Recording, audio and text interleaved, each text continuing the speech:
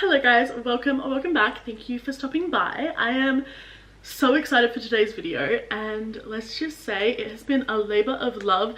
This is my third or fourth time trying to film this, like on separate...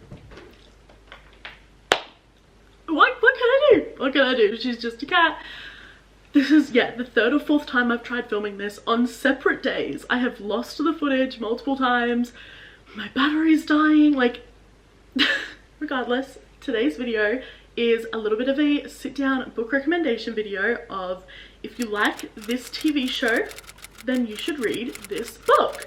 I have quite the stack of books here. I'm gonna start with two that you've probably heard before, just to get them out of the way. I promise if you have heard these first two a million times, please don't leave, just skip forward a little bit. So hopefully I can give you guys something new to read, and I hope you enjoy them.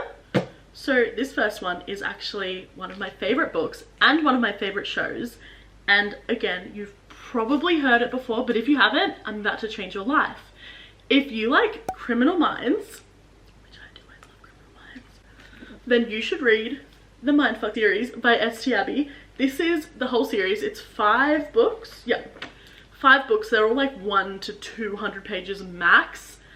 This is the whole series, and it's like smaller than a Binding 13 book. So now, check trigger warnings. This book is dark, but in saying that, if you enjoy Criminal Minds, then you're probably fine. But still check trigger warnings just in case. We have our male main character Logan, who is an FBI agent. Already it's giving Criminal Minds, and there are a lot of side characters at his workplace who are very reminiscent. There is a Penelope-like character. Logan's big case at the moment is finding out who this huge unknown serial killer is that they're dealing with, and he is feeling the stress at work. He's trying to figure out who this serial killer is, stop them before they kill again. Very much feels like a Criminal Minds episode. However, let me introduce you to a lovely woman named Lana Myers. She is the love of my life, and she's incredible. She is said serial killer. And she happens to meet Logan, and they start dating. Let me just tell you, Lana has the most traumatic past I think I've ever read about. And it makes me feel like genuinely physically sick to my stomach if I think about it for too long, so I'm not going to. Basically, the whole book is Lana going about her business, being a serial killer, while trying to balance falling for this FBI agent. And for Logan, it's about trying to catch this serial killer and protect his new girlfriend who he's falling in love with from his work. Little does he know what is really going on. If you like Criminal Minds, I do not see a world where you would not enjoy this book. Next up, we're going to get the other one that you've definitely heard about out the way. It's probably more common, but that is if you like Gossip Girl, specifically Chuck and Blair, and also if you enjoy Tell Me Lies, the Magnolia Park series by Jessa Hastings. I've never actually heard this reference to in the same breath as Tell Me Lies, but they are very similar in ways. Obviously, Tell Me Lies, you know, you hate, what's his name, Steven? Obviously, we hate him. We kind of hate BJ at times too. And you know what? We kind of hate Magnolia at times. And that's what you're going to get out of this. But if you enjoy being wound up, like what happens with Tell Me Lies, you're going to enjoy this. But also, if you enjoy the deep love that Chuck and Blair have for each other throughout Gossip Girl, specifically obviously in the later seasons, the way that they're just like two damaged people who want to be together, but for whatever reason they can't allow themselves to be happy, then you will love Magnolia and BJ and their relationship. It will frustrate the hell out of you, but yeah, I mean, this book, I feel like I don't really need to give a synopsis. You probably heard of it. As you can see, I loved this book. Look at all of those tabs. Okay, next we're going to go somewhere a little bit different, and that is if you like Pretty Little Liars, Big Little Lies, and also Pretty Little Liars, The Perfectionists, I would recommend Reputation by Sarah Shepard. This is the author who wrote Pretty Little Liars and I'm assuming The Perfectionists. So obviously you're going to get those vibes in there. So this book does follow a similar mystery plot, obviously, to all those shows. It is based in an elite university, and long story short, all of the emails, private emails from admin, staff, teachers, students, all get uploaded onto a public database. So all of these people's secrets are now up for grabs. One of the doctors in the town ends up murdered in his house. So the whole book, we follow I think 5 or 6 different women in their perspectives, all who have connections to this man and just to this circle, I suppose. And it's a mystery trying to figure out who killed this man, why were the emails leaked, what's going on, as well as so many other little mysteries that unfold from the emails being leaked. It's a lot of fun, it's a lot of drama, it's also really short and quick. I think it's like, it's just over 300 pages, so it's a really quick read. I honestly highly recommend it, and I've never heard someone talk about this book before. I saw it once on bookstagram on my like explore page. So I don't know, people might hate this book, but personally I really enjoyed it. Is it incredibly written? No. But for a fun, gossipy mystery about rich people, I loved it, and the fact that it's so short is such a bonus. Next up, we have a show that is quite prevalent, as I believe second season just came out yesterday, and I need to watch it, but that is Wednesday on Netflix. So if you enjoy that show and overall the vibes, then I'm gonna recommend Gothicana by Runix. This is my #1 favorite book of all time, changed my life in 1,000,001 ways. I love it. And I read it way before Wednesday came out. So when I watched Wednesday, the whole time I was like, this feels like Gothicana and Varenmore University has come to life on my screen in the form of Nevermore. I loved it, and I think a big part of why I loved the show so much was because I was able to feel like, wow, I feel like I'm back at Varenmore, which is the school in which Gothicana takes place, obviously. Basically, Gothicana follows our main character Corvina, who gets invited to this mysterious university that no one's really heard of. And something about Corvina, she is a little bit weird. She comes from a family of outcasts. The town think her mum's weird, they keep to themselves. She does tarot, she is connected to nature, and we love her.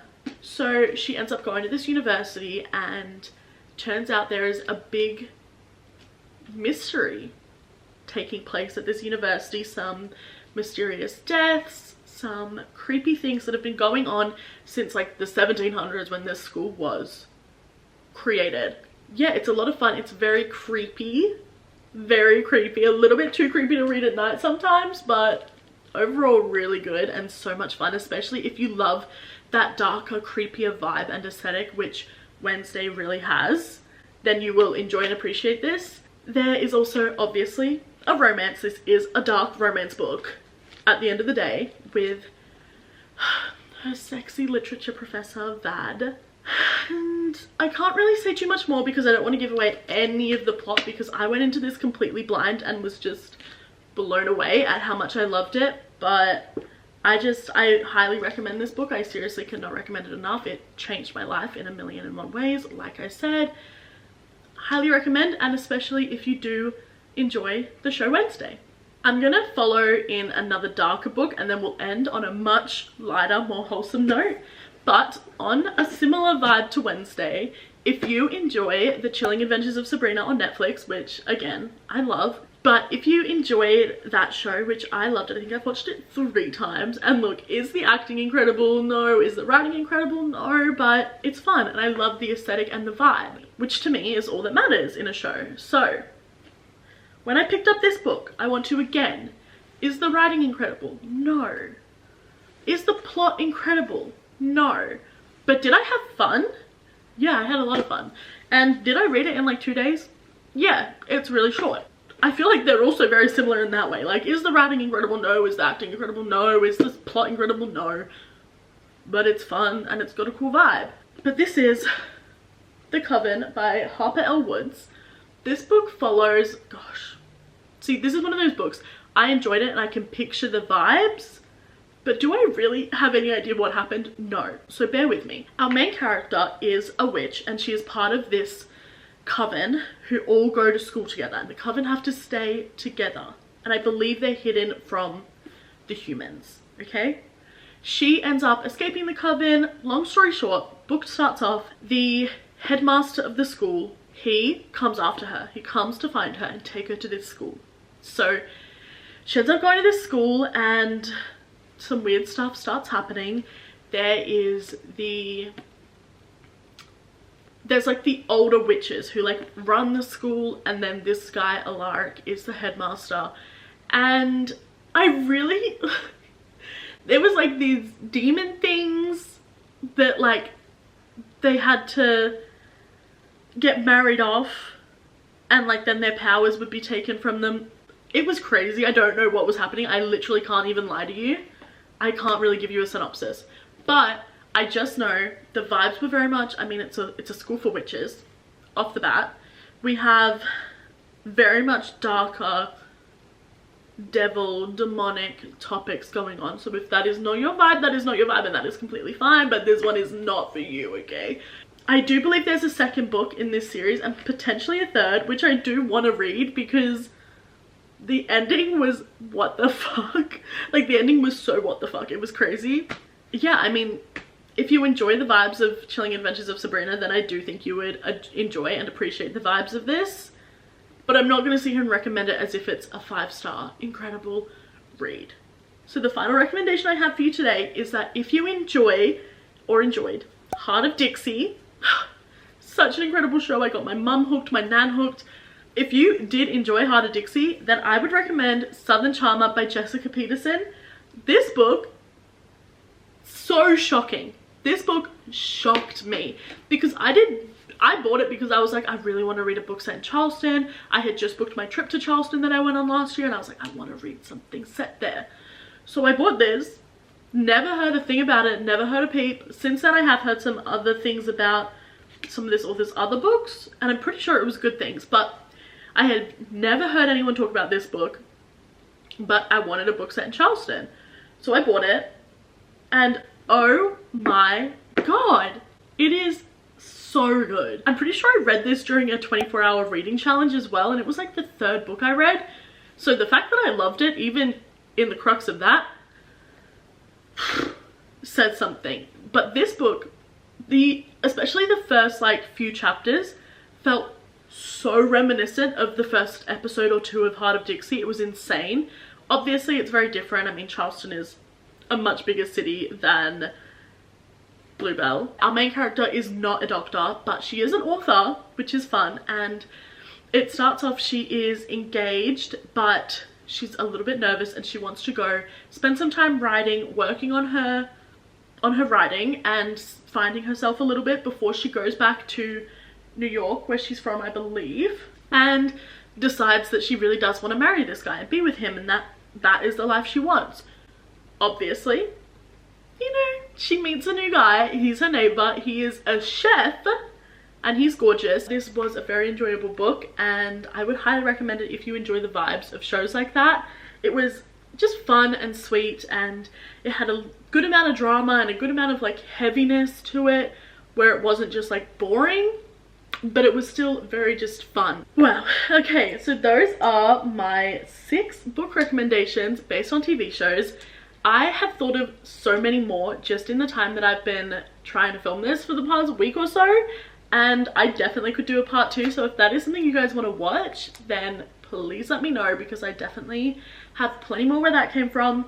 I also would love to do more recommendation videos based on different things, like maybe Taylor Swift songs or different movies, or even just like if you like this book, read this book. So if there's any of that you guys want to see, please let me know. I would love to do it. Other than that, thank you guys for watching, and make sure you like and subscribe. It would mean a lot. I am trying to get on my YouTube grind and be consistent. This video is a day late, but it's fine. I am trying so hard to be consistent, and I'm having a lot of fun, so any support would mean the world. Thank you guys so much for watching, and I will see you in my next video. Bye!